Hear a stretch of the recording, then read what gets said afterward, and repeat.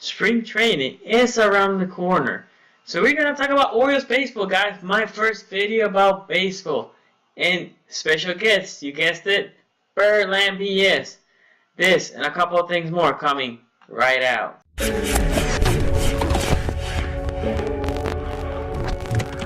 Renegade. So guys, like I said, we are going to be here today with the BSers themselves. Birdland BS in here. I try to be active, guys. Tuesdays at 8:45. You should join the conversation. You can hear the great insight from Fred, and then you can hear Scott doing his own thing, getting off script. But it's all good. It's all good. It's not a show, huh? It's you know how it is. Pay you later, Sonny. But I'll let them introduce themselves. Yeah, man. So we're Birdland BS. I'm Fred. We do a Baltimore sports podcast every Tuesday night, 8:45. We do it on YouTube, Twitter, and Facebook. We cover a little bit of everything Baltimore sports, from the Terps to the Orioles and Ravens mainly. Scott, you want to? Yeah, I mean, I'm Scott. I'm also part of Birdland BS. As much as Sonny doesn't want me to be, I have insight. Processing your app as we speak, Sonny. Sonny just doesn't agree. But no, we've been active. We've been doing this for a little over a year together now. Yeah. And just been successful with it. We love it. We love our fans. So make sure you give us a follow, give us a check out on YouTube, Facebook, Twitter, all those different platforms, and check us out. Appreciate you having us on, Sonny, for sure. Thank you. So guys, this is my first Orioles video. I kept saying to people like, hey, Orioles videos yet to come. They're coming. And then if you go to the website, you're going to see like soon to be coming or whatever it is that I wrote.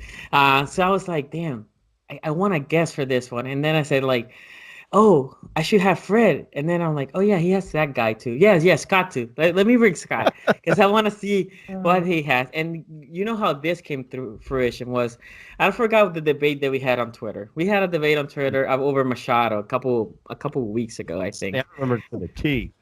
Scott slept that night. Slept right. And so I said, like, okay, I'm going to bring the guys, if they can, to my first video for the not Ravens, to the Orioles.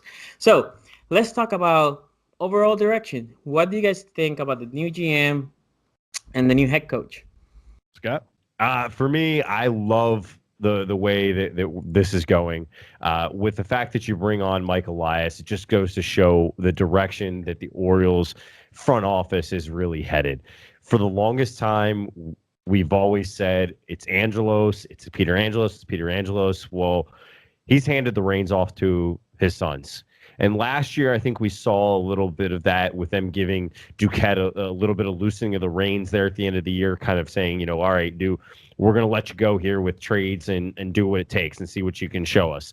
And to see them bring in a guy like Elias in the offseason who has the numbers.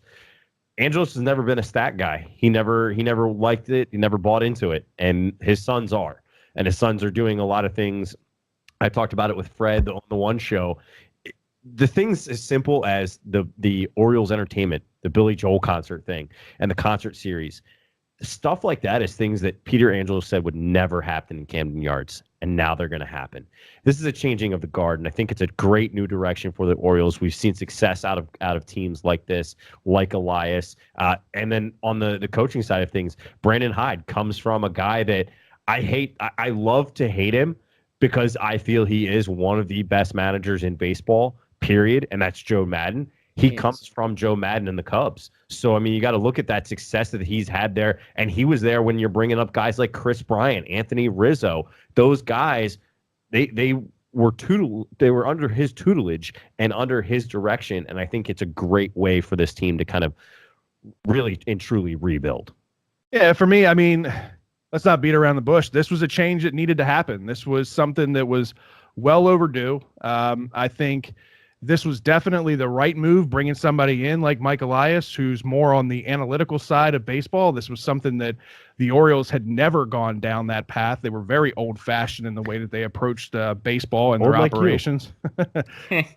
They were very behind the times in that sense. So you got to kind of temper your expectations with this team and this organization. It's going to be a process. This is probably going to be a 3 to 5 year process before we really see what the difference that this change is going to make. I think Brandon Hyde is a good fit. He's a developmental kind of guy. He's worked a lot with younger talent. He was even in I believe in the Marlins system years ago before going up to the Cubs. And he came on with the Cubs when the Cubs were basically in a very similar situation to what the Orioles are in right now when they were going through a rebuild process. So from that standpoint, I really like the moves. Again, fans out there just need to kind of temper the expectations. I know we got kind of spoiled there because we hadn't seen success in a very long time. And then we had a good run for about 4 or 5 years there, which was nice. In Dan Duquette's words, we played competitive baseball. Yeah. No more Dan dumpster diving. I'm glad that that's gone. But that was my favorite move, by the way, firing him. That was the best move that the Orioles can make, hands down. I agree. But to Scott's point, I think the biggest change that we're going to see is going to be with ownership. With Peter kind of passing the reins on to his sons, we're starting to see everything change from top down, which is good for this organization. It's good for this fan base. But again, just temper expectations. It's going to be a process. Would you agree that the Suns probably started managing more probably like mid-season last year when they saw that the team wasn't going to be a playoff team? Yeah. Yeah, 100%. I think they were under the direction of Peter at the beginning of the year. I think they were still the ones kind of calling the shots a little bit on behalf of Peter. But I think when it hit the All-Star break and it was starting to come down to trade deadlines and things like that, I think Peter basically said, you know what? You guys take it. I'm not dealing with it anymore. And I think they've done a great job as far as showing that there has been that change. They've been open and upfront about it. I mean, as far as that they're going to, the statement was asked in the Elias press conference when he was introduced. They asked, are you guys going to be, more available? And they basically said, yeah, we're going to be more available than ownership ever has been in the past. And we're going to be open about what's going on as much as we can be. And we're going to keep the dialogue open, which I love. Let's not kid ourselves, though. This wasn't like Peter woke up one day and had an epiphany that, I suck as an owner. Maybe I should let my sons take over the reins. No, Peter's in bad health, and he's at a point in his life where he really doesn't. He's not in a capacity where he can handle the day-to-day operations of the organization. No.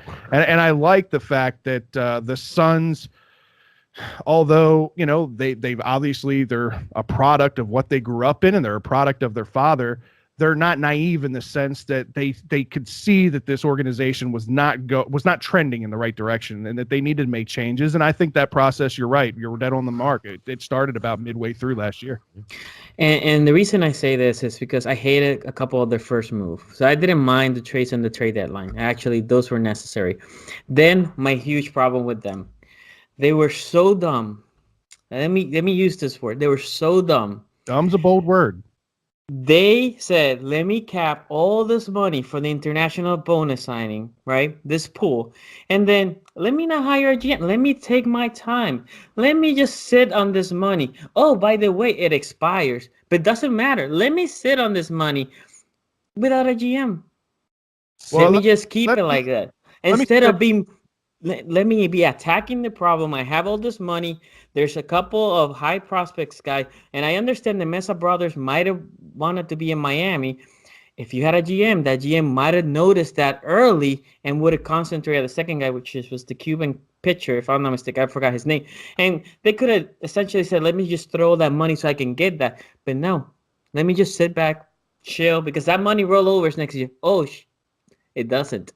Right. And to your point, I think you're right, but I think the bigger picture here was that the Orioles hadn't been involved in international scouting in a very, very long time. And the problem was that they didn't have a presence and they didn't have a relationship with these Mesa brothers, whereas the Marlins and some of these other teams that were involved in the mix had relationships with these kids for years. As attractive as that is for a Cuban kid to be playing down south, down there, and money-wise, the Marlins were going to be able to put up similar money to the Orioles. Right. Really, the only ground the Orioles had to stand on was the financial backing. Let's try to get as much international money as we possibly can, and let's throw it all at them and try to get them just based on money, because we can't make up for the relationship we don't have. All we can do is throw finances at them, and at the end of the day, it just wasn't enough. And the other thing, Sonny, on this is a lot of people don't recognize how the international market actually truly works, and that's why it's so great to have Mike Elias involved here. Mike Elias was actually on the board for the international market for MLB, so he has a very, very in-depth knowledge of this market. And the one thing about that he actually brought up at FanFest, it was actually asked by a fan, very similar to your question. He basically said, look, guys like the Mesa brothers and really the international market in general, these top guys, they're spoken for almost a year ahead of time. Exactly. So there was absolutely nothing. By the time we had that money in our hands, there was nothing we could do. Those guys were probably 99% committed to the Marlins. You would have had to have thrown every penny at them, and there are caps on how much you can throw at these guys. So that's going to be a limitation as well. But I think it's great to have the money there while it does have the expiration date on it to an extent. You're in the hands of a guy now that was his first moves. His first moves surrounded scouting and the international market, and he's already got the seed planted in that international market. So I look next year to see what he does in that international market with the money that we have. It's going to take a few years, just like this entire process. It's going to take a few years for him to build up the staff down there in these foreign countries and to build up those relationships. But this is not a dig on Elias, because what I'm saying is not on Elias was an ownership. Because again, Gossman's trade, for example. Let's talk about Gossman. You traded Gossman basically for the international money, right? And I was like, cool, because that means you're going to get somebody in the summer or in the winter. And I was like, okay, it makes sense if you think Gossman's not the direction. Basically, you gave the trade for Gossman for nothing, and he still would have been here this year. That's what I talk about. Their first moves were dumb, in my opinion, because again, there is a cap of how much money you can pay salary-wise. There's not a cap on bonus. That's why you trade bonus, and that's all. Nobody can outspend on salary any other team. Bonus is how much you can give, and that's who you trade for the bonus. And when the Mesa brothers, I agree, we had the dream of the Mesa brothers, but the Mesa brothers, I think, in my opinion, like you guys said, the year before they were in on the Dolphins, the Marlins, but the Cuban guy, the other guy, the pitcher, Gaston. Gaston. The Marlins had similar money that you. Then it was a gap. I would have just throw everything out there, but if you don't have a GM, somebody that can court this guy, say like, hey, we're here. We had nobody until like the end. We went to the winter meetings, right? And it was so frustrating. It felt very Oriole-like, right? No direction, missing out. You did the trades to position yourself, and you didn't utilize it. And when you see fans still frustrated with the Orioles, it's that. I agree. I like Elias. I like Hyde. Going to Scott's point, I love what he does for the international market. We need that. It seems like Duquette only lived in Korea. Other than Korea, there was no international market. Right. And not digging on Korean players, but you need to expand, right? So I like the direction, but this is more of a dig to those owners, and I hope they learn. And I was probably their first go around, and I understand as a rookie, right? They were rookie owners. It was a mistake, and hopefully it doesn't repeat. I think if they leave Elias do his thing, I think the direction hopefully is good. I mean, and to your point there, they're owners, right? They're not GMs. They're and I think that's another difference that we're going to see from Peter to the Suns is Peter was very much a control freak in the sense that everything had to pass through him before there was anything that was signed off on. And in many, many occasions over years, trumped deals and trumped offers because he just didn't agree with them or he wasn't on the same page with the GM. We're starting to see where the younger kids are more so going to let the people that are paid to do their jobs actually do their jobs. Yeah. And at the end of the year last year, it wasn't like it was a secret that Dan Duquette wasn't going to be back with the organization. I think Dan knew that. I think everybody in Baltimore knew that. So, yeah, was it handled sloppily? Yes, I agree. But I think it falls more on Duquette and just that falling out process in the end, more so than I put it on the owners, just in my opinion. Yeah, I mean, I do. If I'm putting it on anybody, it is on Peter, period. I think that, like you said, Sonny, the Suns came in kind of halfway through there, that's kind of why I don't fault them, because, again, the market is set that year in advance. I mean, we're talking these guys were probably committed to the Marlins while they can't come out and say it. They were probably committed to the Marlins in 2017. So to expect that we were going to sign him, and same with Gaston, he's probably committed unless there was some crazy A offer that came through. That's how it was going to work. It's just I can't necessarily fault the Suns for that move. I would fault Peter, if anybody, because he never really gave Duquette, and that's kind of the story that when it comes to Duquette in the international market that's been said, is that Duquette was never really given that freedom. So while he was getting some, he may have had some here or there that Peter was like, yeah, fine, whatever. But I think he just wasn't fully given the reins, if I'm being honest. But agree with your point. Gosman was basically given away for next to nothing. Yeah, that's for sure.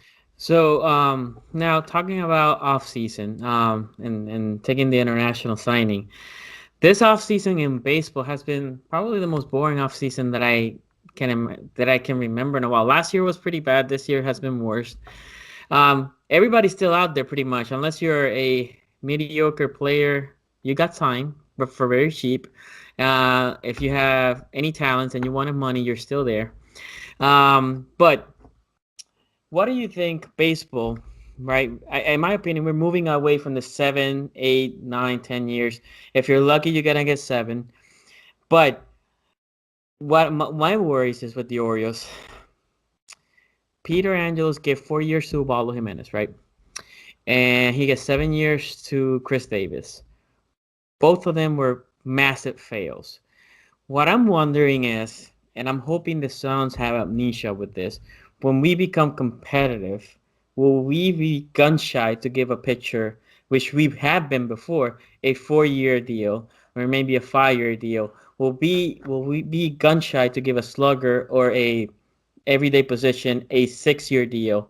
I don't know. What's your take?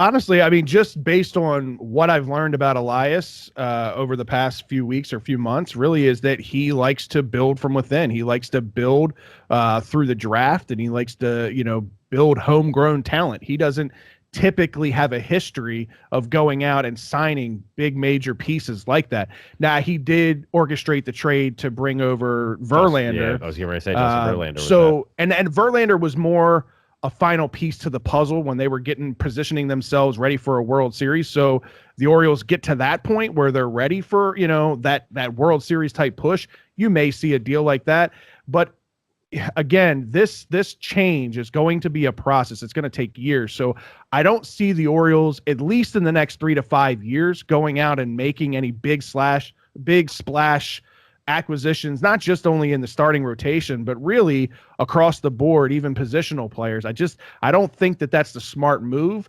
They've got a lot of other things that they need to get straightened out first, and they need to start with building the organizational depth in the minor leagues. Yeah, I'm right there with you on that. I think it's, Sonny, to your point, Major League Baseball is moving away from these 7 to 8-year contracts. And the reason for that is because teams are starting to recognize we have a window and we have to strike in that window. And that window is not 7 years for most teams. That window is maybe a 2, 3, 4-year mark. So that's why I think you're seeing the market really kind of dictate that and be able to say, and to Fred's point, when we had talked about this off air, the ownership is kind of also putting their foot down to some of these got to draw the line somewhere contracts. Yeah. With things like Manny and Harper, Harper had a contract offer from the Nats, and he turned it down to see, smacking himself for it too. Yeah, he turned it down to see what else he could get, because he's going, all right, this team. He's smacking himself because nobody's offering the 10-year contract that the Nationals were offering. Right. And that's because it's so few and far between. If you have the ability to do that, and that means you're willing to basically have a franchise revolve around that person, because that's an Adam Jones style situation, that if he signs with the Nats to a 10-year contract, that's it. He's I don't care how good he is at the latter half of his career, he's going to be riding the pine or he's going to be DHing. Owners have to draw their line in the sand somewhere. I mean, none of these, if you go back and you just look through the recent history of Major League Baseball, none of these long-term contracts, 7+ year contracts, have ever turned out to be beneficial for the team. Yes, maybe they fixed a short-term goal, in that first 3 to 4 years, as to your point, if they're trying to get to the playoffs or they're trying to make a World Series run. But those last 3-4 years are basically just a waste of funds. Think of Albert Pujols out in Anaheim. Think of Alex Rodriguez and his days in New York. All those long-term contracts, they always were awful on the back end. We all know we can defer it like Bob Bonilla. I mean, yeah, I'll take it, man. Hey, Chris Davis got a little take. Yeah, exactly. I was gonna say that's what Chris Davis did. Right. But for me, when it comes to guys, there's a legitimate reason to me for guys like Harper and Machado that haven't signed yet, and the big names that are out there. Machado and Harper come with a little bit of a stigma and problem to them. I mean, let's look at what happened with Machado at the end of the season in the postseason.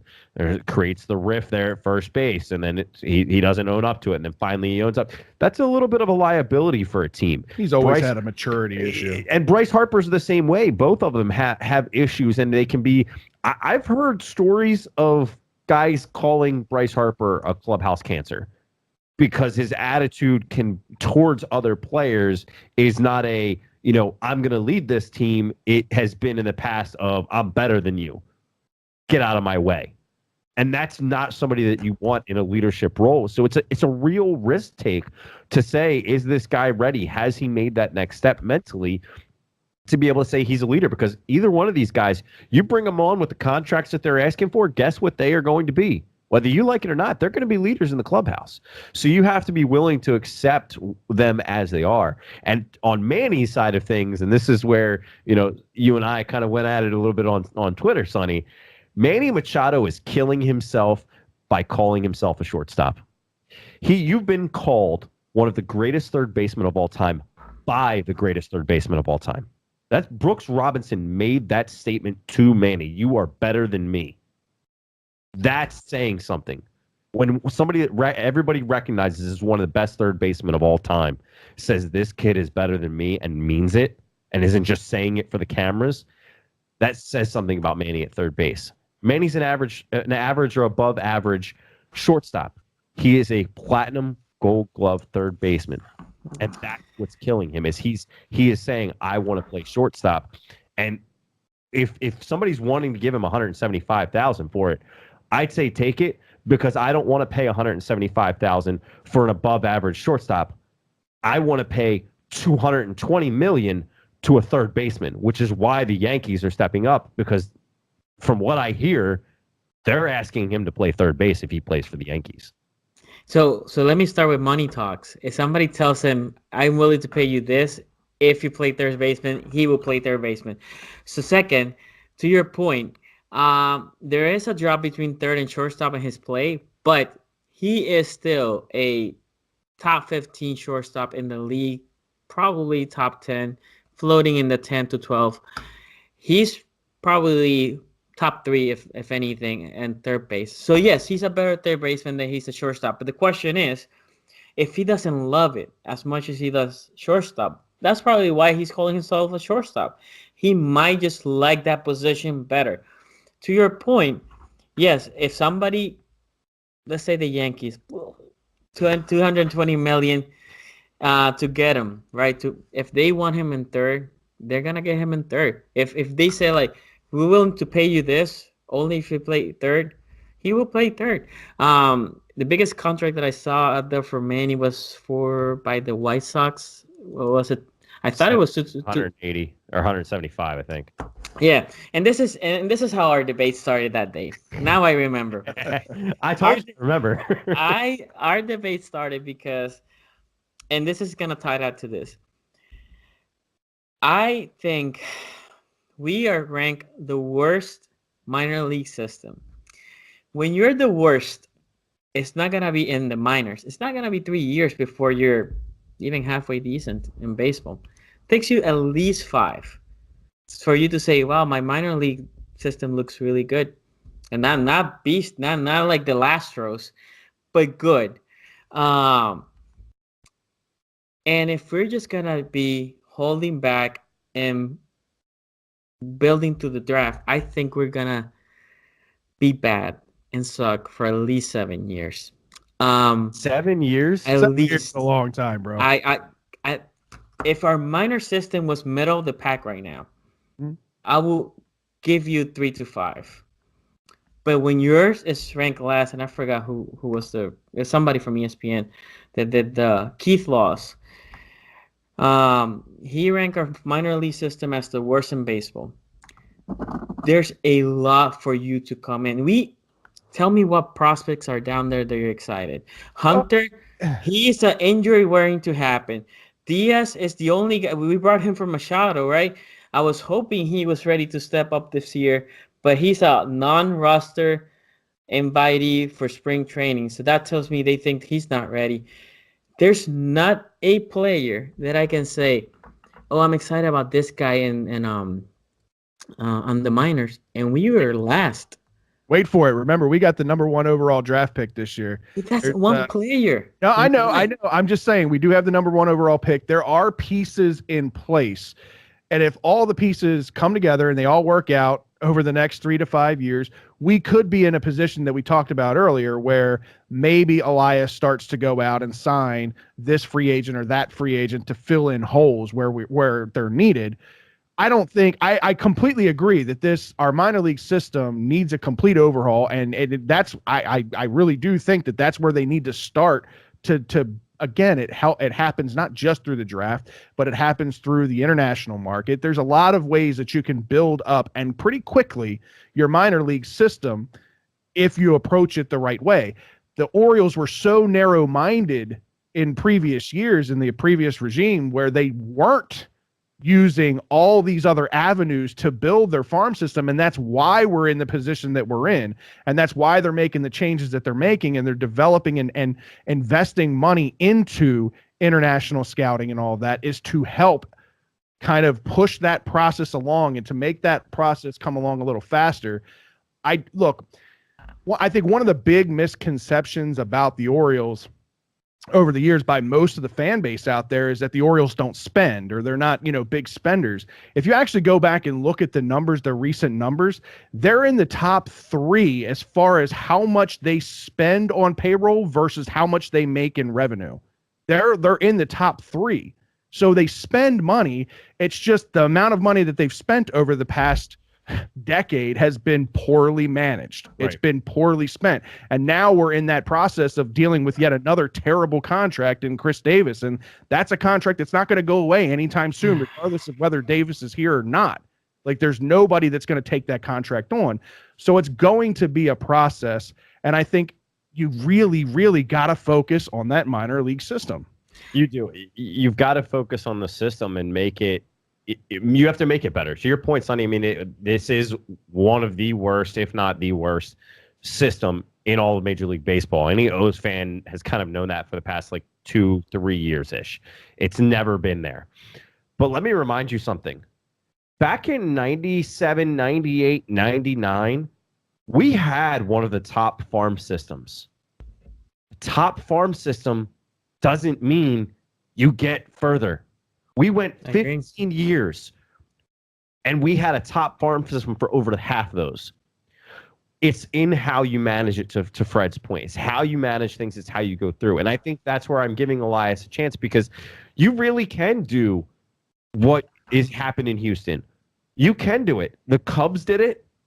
Houston did it. St. Louis. Cincinnati started to do it. They got rid of a bunch of their prospects this past year, and look what they're doing in this offseason. They started things moving at the end of last season, and look at them. Look at the moves they're starting to make. They're starting to make moves that are starting to make some big splashes. There are many, and obviously predictions are way too early. Tampa Bay's always done it since their existence. Tampa Bay goes one series or one set of 3 years or whatever, where they have like an amazing farm system but can't get anything done in the majors. And then they bring all those guys up. It gets managed poorly, and then it's just the point is it can be done, and we didn't have the upper management in place to get that done, and now we're making those changes, and I think it will happen. 7+ years, I think, is if we're sitting in this same position in 4 or 5 years saying, well, when's the changes going to come? Well, then Elias wasn't the right move, and all the changes that we have in place weren't the right moves. But so for me, Elias was the perfect move, and this is why, and tie everything together. I think it's 7 years unless something happens. We're gonna keep drafting top 5 for the next at least 2 years, maybe 3. If the international market, and this is why I think Elias was very important, if we tip in and hit on the international market, then it's gonna be a 3 to 5 years, but we have to hit an international market. And I think it cannot be only by the draft. Now, the other thing I think, in my opinion, we should do is we need to find guys that are not getting a chance because the contracts are just crazy. Maybe to say to them like, hey, come to Baltimore. We can maybe give you a 2-year. We can pay you $25 million per year, and you can have a player option after the first year. You can leave if you want to, if you think you kill it. Because, and the only reason I'm saying this is, those are the players. Are they gonna give you anything? Well, they're gonna give you a couple wins, which doesn't mean anything. But those are the players that you can flip for a team that is trying to push for the World Series. What I don't want is, we can't sign anybody. We can't touch anybody.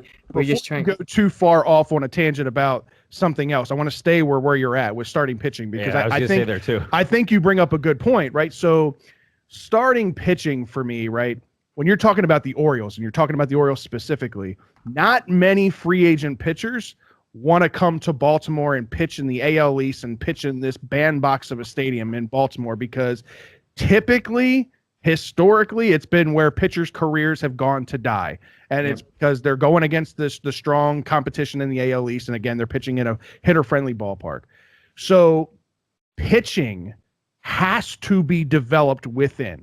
I agree. It has to be brought up within. And again, that's where, to our points and what we're all kind of hitting home here, is that's where hitting on the draft picks, making some deals and making some trades, bringing in a guy like Carnes, who was hurt last year in 2007. Was his name Carnes? Yeah. 2017, bringing him in on a minimal deal for $800,000, low risk, high reward type thing, where a guy wants to come in for a year and prove himself that he can pitch again. And this was a guy that was a high strikeout guy, actually had a very good resume before the injury, had a lot of, things going positive for him. So those are the types of deals that we're going to have to see if we're talking specifically about starting pitching. And people are going to hate me for this statement. You didn't like the move with Gausman. I 100% agree. The money goes out the door. What I expect from Elias is something similar with better result. Meaning you have a guy like Bundy, who last year started the year off great, was having a Cy Young type year, as I predicted. Fred thought I was crazy. He was doing so well. Oh, no, don't give yourself credit. You said he was going to have a Cy Young award year. He had a Cy Young month. No. That was all he had. He was pitching Cy Young until almost the All-Star break. Then he had the injury, went downhill from there. But my point is, when you have talent like that, Dylan Bundy, I think we would all agree, has talent. He needs the coaching to help him get there. He needs a catcher behind the plate that can call a game and can actually catch the ball, which we saw too many pass balls last year. That's another issue at catcher. But guys like him, guys like Cashner and Cobb, who are trying to this year revive and show that last year was a fluke and go back to their career style numbers that they've had in years past. Those could be key components to build your farm system. You can go, and if you have Cashner having an amazing year, go look at Wade Miley. We all remember that name from just 2 years ago. Look at how he pitched for the Brewers last year. Right. And it's because we gave him a shot here. He did okay towards the end of the year. Somebody in Milwaukee saw something and said, let's get him. And it worked. No, I agree. I think we need to flip Bundy. We need to flip if we can Cashmere and Cobb, all three of them. Because I mean, at this point, anybody that is good, you're so far from being good that you need to flip it. My hope is Villar tears it up, and we can trade him. Bundy pitch like a Cy Young, and we can trade him. Cobb and Cashmere pitch on the sub-4 ERA, and we can trade them. Because that can boost your farm system, right? And if it is not for good prospect, hopefully now Elias with a plan can have international money to go inside those guys. Well, I think too, to the point of going after guys, one of the things that we as O's fans heard the past several years out of Dan Duquette and Buck Showalter were infamous words to me. I hate the words, "Oh, we don't covet other teams' guys." I like our guys. Yeah, I hated that, because guess what? You should covet those guys, because those guys could be a piece. Look, as much as I loved him, Ryan Flaherty would have been a great piece to trade away to get a guy that you can covet that was maybe 2 years away. Flats. Ryan Flaherty? Yeah. Who the hell are you for Ryan Flaherty? A pack of gum? A guy that's in single A showing himself well. All right? I'm not saying you're getting the farm system. Nobody was trading for Ryan Flaherty at that point.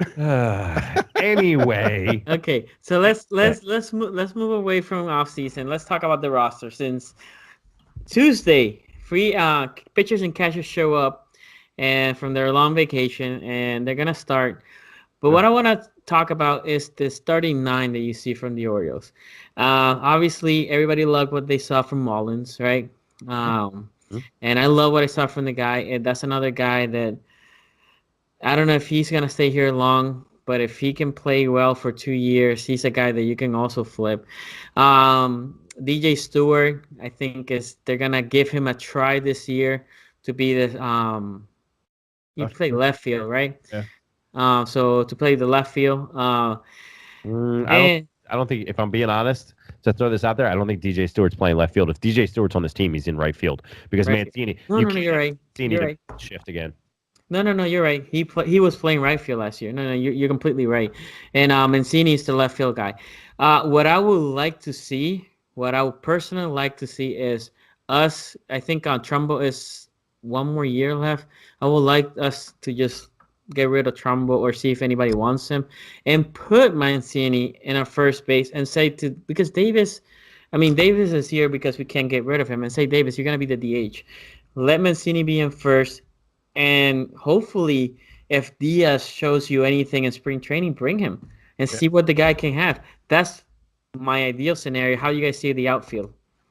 For me, I was very high on Cedric Mullins well before last year and well before he ever got a shot up here. And so I'm excited to see what this kid can do for an entire year, and that's what we're going to see this year. I think he brings a lot of versatility. He actually gives us a bat at the top of the order, which is something that this team has lacked for many years. Speed. Speed and just the ability to work a count, being able to foul balls off and things like that. Yeah, just things that you take for granted from the leadoff spot. Moving over to left, I think a dark horse that not a whole lot of people are talking about, and a guy that's easily to be forgotten about, is Austin Hayes. This is a kid that was on the right trajectory before his injury. I mean, he was mowing his way through the minor league system. I think he's got a lot of potential. Again, it gives some speed to the outfield position, and he's versatile in the sense that you can really put him anywhere in the outfield. So if you needed to spell Mullins for a day, you could put him out in center field. So I like Austin Hayes.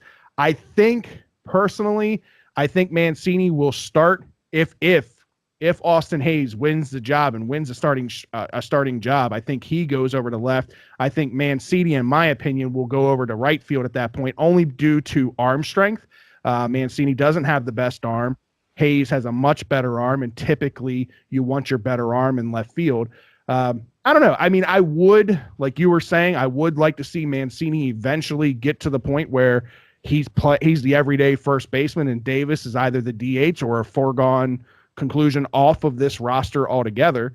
But yeah, I think those would be my 3 guys to keep an eye on the outfield. For me, my guys, Mancini is a slam dunk. I think he's in left field, period.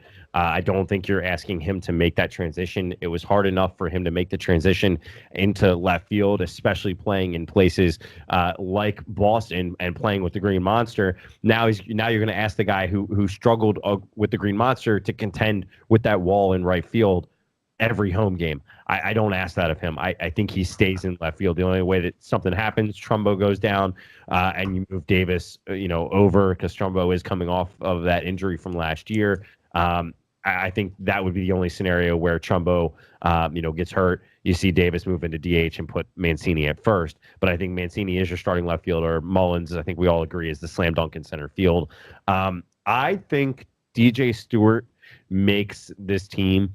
I think they carry actually 4, because I think they will carry Hayes. I think it's a guy that he does have a solid arm, but DJ Stewart, I think, has shown a little bit stronger ability. If he can take a little bit of that weight off, I think he's the solid guy over there.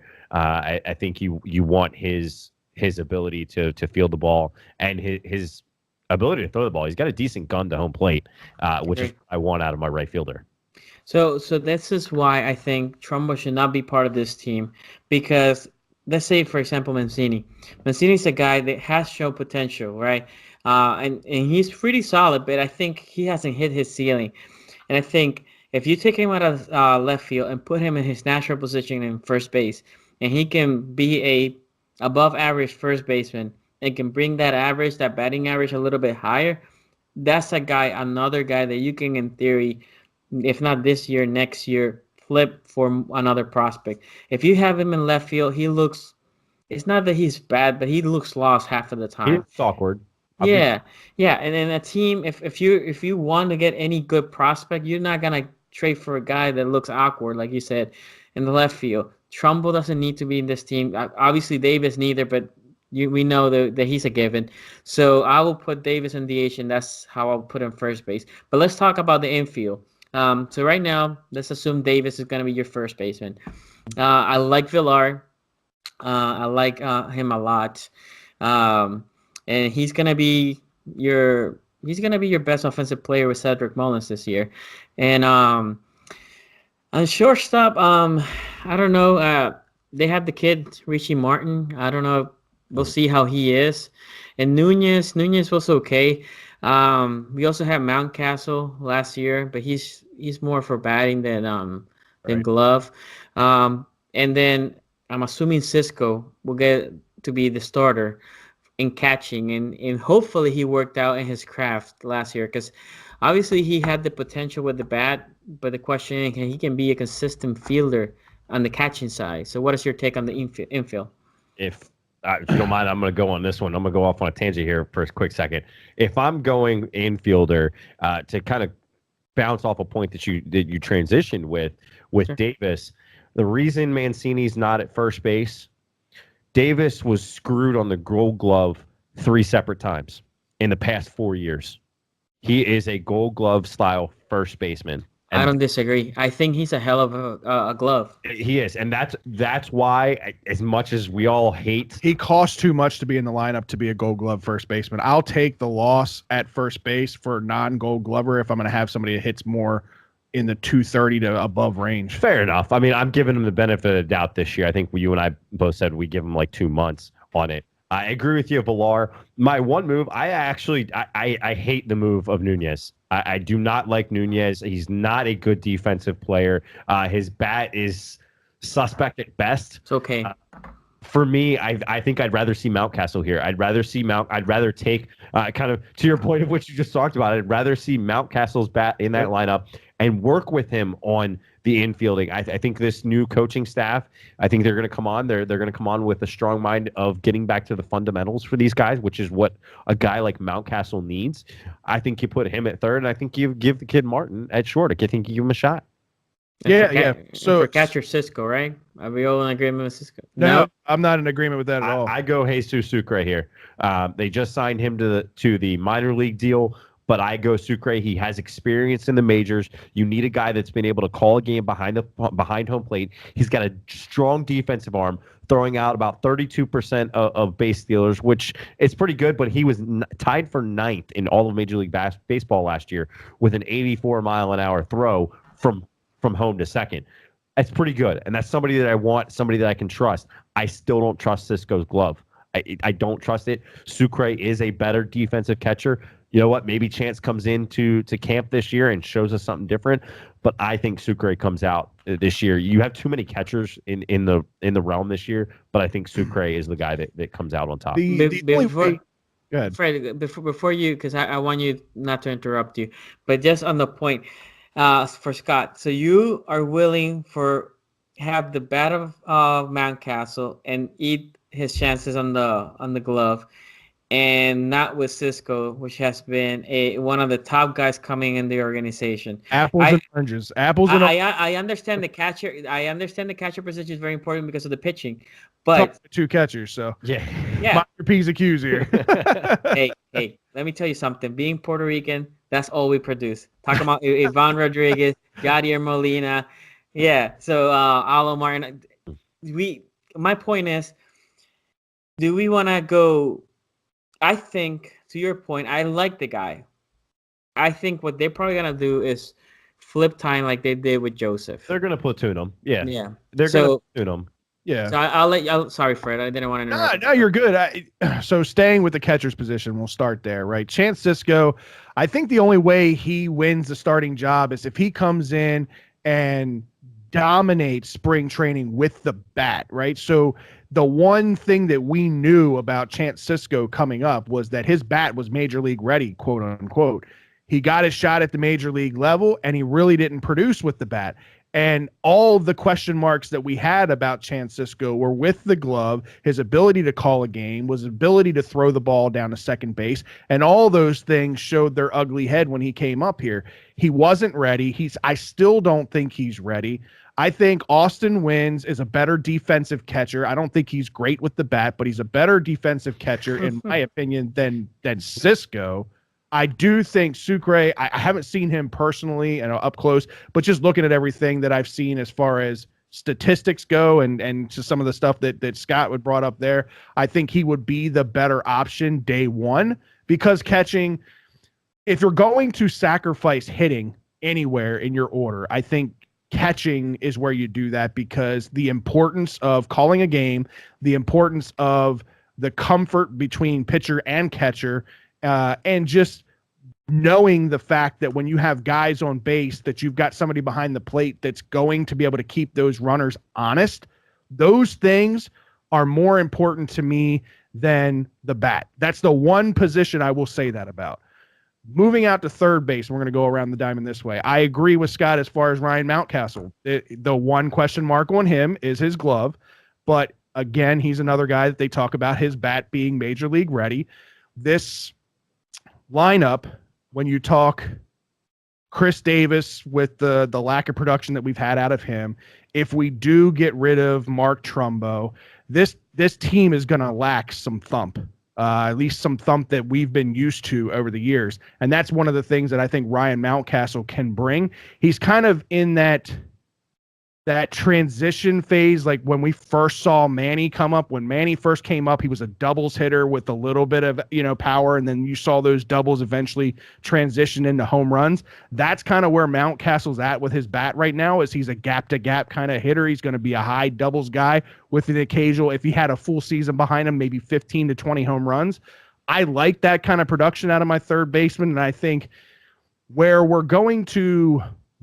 one thing that we're going to miss, Bobby Dickerson, and the way that he kind of worked at the major league level with some of the guys on fundamentals, that's going to be hard to replace. I don't know enough about the guys that they brought in to replace Dickerson, so I'd like to see him get some hands-on training at the major league level. I think he's earned it. Shortstop, I do like everything that I'm reading about Martin. I think he's a guy, if you're going to take a shot, especially he was the number one pick in the Rule 5 draft, you got to give this kid a shot at least to start the season to see if he can actually produce at the major league level, and if he's worth the Rule 5 investment of keeping somebody like that on your roster. So I'd like to see him get the start. Villar, for me, a lock at second base. There's no questions about it.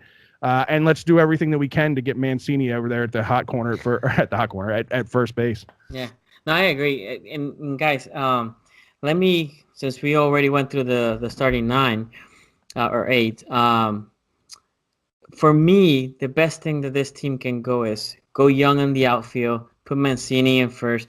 I do think, and this is what I used to give Davis the benefit of the doubt in years past, but he wasn't batting, and we had Manny, and we had Scope.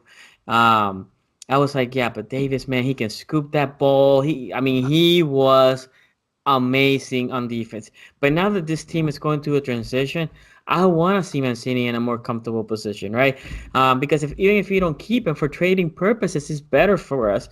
Davis doesn't give us anything. And let's We not. basically have to play. He wasn't a bad first baseman when he came He up. wasn't. Actually, a very good first baseman. So this is what I'll say. I agree with Scott that Davis is let's call it borderline Gold Glover because he never won it, but I think he deserves to be a Gold Glover.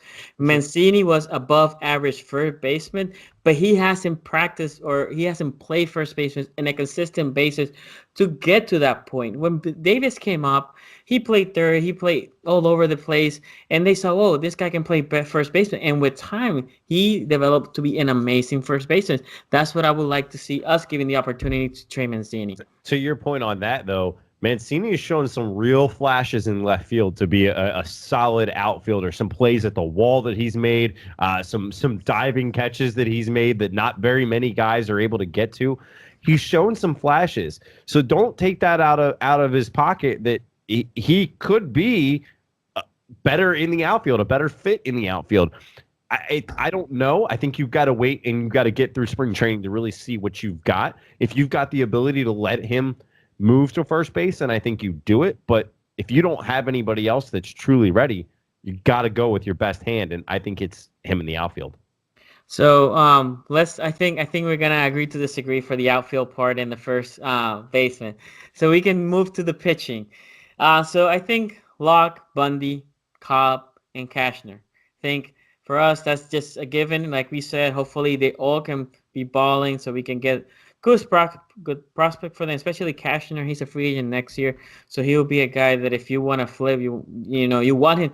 As if he has a hot start, you don't wait until the trading deadline. He has a hot start. You want him, I'll take it. Whatever you can give me. And then the next two, and this is where we probably gonna. I don't know how you guys think. I think David Hess and I think Carnes, they probably brought him to try to be that fifth guy. I think they see the potential. His last year, and I have him here. His last year he played for 9 games. It was for the Royals. So the problem that I have with Carnes is when you see his stats. So his last 2 years was Seattle and the Royals, 2 big ballparks. And he was 5.15 ERA and then 4.17 ERA. But he has the stuff that you want. He has a good fastball.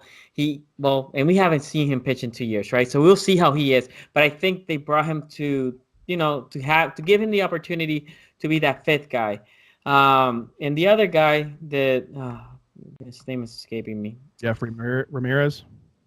Yeah, so I was gonna say Ramirez and there's another guy. Rogers, I think he is. Anyway, Ramirez and Carnes and the other guys escaping. I think those are the two battling for that fifth, in my opinion, that fifth guy in the rotation. You guys tell me what you guys think. No, I agree. I think those will be the 3 guys that are going to battle it out for the 4th and 5th slot. I mean, Carnes is the wild card here. I think he can come in. He's got the physical tools to be able to do it, and I think he could win a spot. He's just got to be able to prove that he can stay healthy. It has been a while since he's pitched, so obviously he's got a long way to go to kind of get back up and running and knock the rust off. But I think, again, when you look at his repertoire as far as pitches goes, he's a high strikeout kind of guy, which is what you need in a smaller ballpark like this. Is you need guys that are just going to swing and miss. Yeah. The less contact you have, the better chance you have. I think he's got a good shot, and it's not like we have a bunch of prospects that are beating down the door to get into this rotation right now. You know, as much as I want to say, oh yeah, Hunter Harvey's on the mend. Every time I mention Hunter Harvey's name, another injury. He's on the DL now. Thanks. Right, another injury pops up with this kid. it's kind of been the trend with the Orioles and their development with pitching is they have injury after injury after injury. So yeah, I think those will be the 3 guys to keep an eye on in camp. There could still be maybe a dumpster dive signing later on as we get closer to spring training, where Mike Elias might get the right guy at the right price to fill in for that 5th slot, just for depth purposes as well. Not so much because they don't trust Ramirez, they don't trust Hess.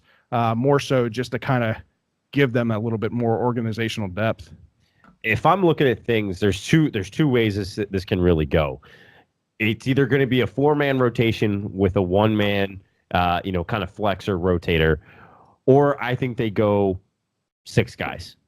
And the reason I say that is there's a dark horse that neither of you guys mentioned. And it's a guy that I felt should have gotten the shot last year, but wasn't really given the true opportunity. And that's Miguel Castro. Miguel Castro has shown a strong ability to be a good, strong, middle relief man, but has never been really given the opportunity to get into that starting role. I look for him to be given that opportunity early in this spring training and starting to develop him, because I think I saw a lot of things out of him last year that show me he has starter ability. And why not do it now? If you've got this guy, you've got him here, give him the shot, give him an opportunity to show what he can do. If it doesn't work out, guess what? You still have Ramirez, you still have Hess that you can work on. Hess started well, showed flashes in the pan, but never really was consistent enough to earn a spot in the rotation. If I'm calling it, pre-early, kind of situation, I don't think he's earned it yet. I think he has to earn it. I think Castro, they did give him a little bit of a shot at a few starts last year. And the problem that you have with Castro is he's just too wildly inconsistent. When they tried to stretch him out, he tended to get tired through the 4th and 5th inning. I think he's a very good situational type pitcher. I think he's a good long relief option. Maybe with the occasional start here and there, but to nab him as an everyday starter from opening day, I don't know. That's a little bit of a stretch, but we'll see. I mean, everybody at this point, in my opinion, nothing's off the table. Give everybody a shot. And a 4-man rotation for Scott, that would scare me. With Bundy's history of injury, I don't think you can go 4-man. You will go with a 6-man before you go with a 4-man. Dominant enough starting rotation to know that you're not going to tax your bullpen enough. If I had enough faith in those top of the line 4 starters that they're going to get me 6+ innings every start that they go out there, maybe you consider that. But the long gone are the days of Palmer and McNally and those guys that are going to pitch 7+ innings. This roster or this starting rotation, I just don't see that happening. For these guys, no, I would agree. But I think it's doable. I think any of these guys could come in and be a flex guy on a 4-man rotation and have that flex, but a full 4-man rotation, maybe not so much. That's what I was saying, 4 with the flex for the 5th, maybe even the 6th. And to be honest, and I don't know last time I said this, but this is the Orioles' strong suit, potentially. For the top 3 guys, those 3 are... Bundy can be a number 1 starter in the league. Alex Cup could be a number 1 starter in the league. And Andrew Cashin, I consider him more as a 3 guy. He is a very solid 3rd guy in your rotation. We haven't had that 1, 2, 3 in a while. We thought Gusman, could be that. He never paid out like that in Baltimore. He went to Atlanta, and that was the Gusman that I have been wanting to see. And Bundy just came the last year. Or 2, and obviously we had Ubaldo forever and the other people that we don't want to talk about, but this is the best starting pitching 5 that I've seen, or 3 that I've seen in a while. I know this Cobb and Cashner were here last year, but at this point Cobb wasn't here, right? Cashner was just getting signed, so they were a little behind the curve.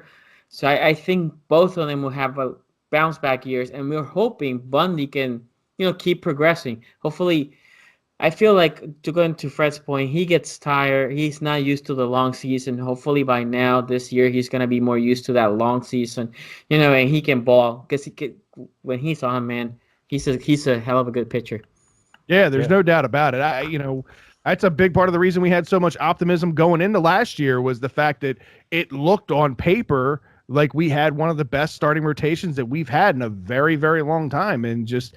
it started from the top down. Nobody met expectations. The Bundy, as debacle. As great as he pitched for a while, tended to fall off there later on in the year. So it's a lot of ifs. There's a lot of question marks around this team and this rotation that, if everybody can take that next step and clean up what they did last year.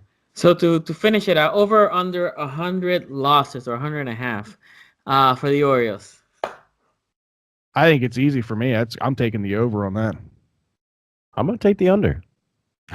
I think and I'm not saying it's by a lot, but I think they break the 62 win mark this year. So I'm going with a 98-99 loss season. So what is that beer that you drink that gives you so positive? So last year we had a way better team, and I agree it didn't go. I mean, nothing was clicking, but this team, I think if they lose 102, it's successful. And this is not to blame Elias or the coaching staff. It's just what they have to work. There's a lot of young guys. I mean, being a realist. Yeah. Now, the one good thing when you have so many young guys is they all can come in and ball, right? Because you don't have a lot of history with them, and they can succeed expectations. But if you're in the realist, and you just, this team is probably like a 105 loss team, because the other thing is our division is so good. Boston, the Yankees, and then Tampa. Tampa didn't make the playoffs with 90+ wins. Those three are in your division. The Jays are crappy, yes, but I mean, so are we. 3 teams that are on the top of the American League. They're gonna be fighting for a playoff position. They're in your division. Yep. It's gonna be hard. I think 105 is probably their loss. That's what I think they're gonna lose. So I'm taking the over as well. Anyway, we've been doing this for a while. Thank you guys. Before signing out, tell the guys where they can find you again. Yeah, man. So again, we're Birdland BS. Check us out on YouTube, Facebook, and Twitter. Everything is at Birdland BS. If you want to follow us as individuals on Twitter, I'm at Fred BLBS. He's at Scott BLBS. Again, every Tuesday night, 8:45, we go live with our podcast. So we appreciate you having us on, and make sure you tune in. Guys, check this guy's show, YouTube. If you like Facebook, you can go to Facebook. If you like Twitter, go to Twitter. They have all the platforms. They have a decked out studio that looks amazing. It's like ESPN level. You have one guy making good predictions, the other guy flipping a coin and deciding what the hell he's going with today. Fred, you got your coin today? But hey, it's a lot of fun. I try to be there. Yeah, I'm all over the place. I'm sometimes on Twitter, sometimes on Facebook, sometimes on YouTube. Sometimes but hey, 3 at one time. Dude, yeah. I can't even keep up with you sometimes when I'm like, wait a second, you just commented over here. Why are we over here now? Yes, but you know what, guys? I'm there because it's a fun show. I would recommend that you guys should watch him. Like they said, if you're a Terps fan, I don't talk Terps on my channel. They do, which whatever. And the guys cover everything local sports, so check them out.